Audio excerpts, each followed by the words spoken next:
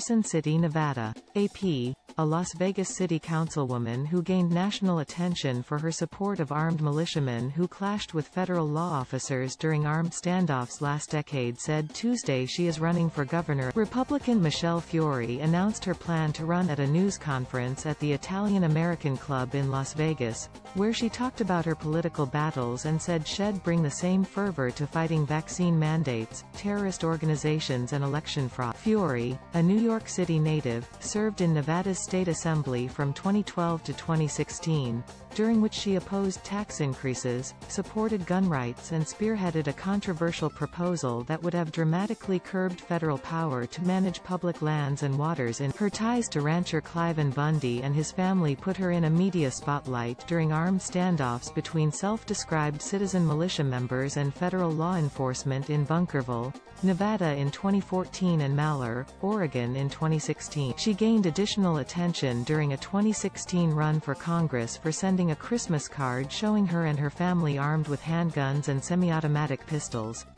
She was elected to the city council in 2017. I've spent my whole life fighting the establishment, Fiore says in a campaign video released Tuesday, standing in front of a black Ford F-150 adorned with a Trump 2024 bumper sticker. We need outsiders, fighters, not the same old boring, moderate, compromise blue blazer politics. The video shows Fiore walking through the desert in a red dress with a handgun strapped to her waist that she unholsters to fire at bottles labeled, vaccine mandates, critical race theory, and voter fraud. Fiore's entrance adds her to a list of Republican gubernatorial candidates in Nevada and other purple states who are assailing state-level executive actions that Democratic incumbents running for re-election have enacted and blaming their mandates and restrictions for sluggish economic recovery. Her announcement comes amid reports of an FBI probe into Fiore's campaign finance records and tales of physical confrontations with a former political ally at City Hall. The Las Vegas Review-Journal has reported that agents have subpoenaed records and searched Fiore's home in northwest Las. She will likely draw support from conservative Republicans who see her as a champion for gun rights and an advocate for former President Donald Trump.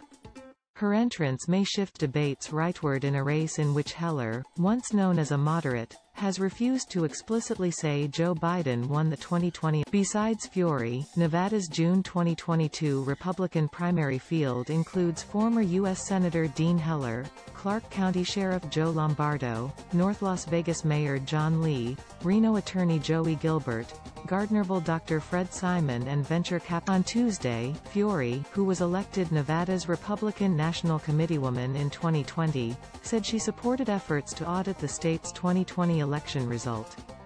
Gilbert, who was outside the U.S. Capitol when it was violently stormed on January 6, has also called for additional. Fiore said she planned approach the campaign similar to her previous political battles and wouldn't work with Democrats if it meant compromising her positions.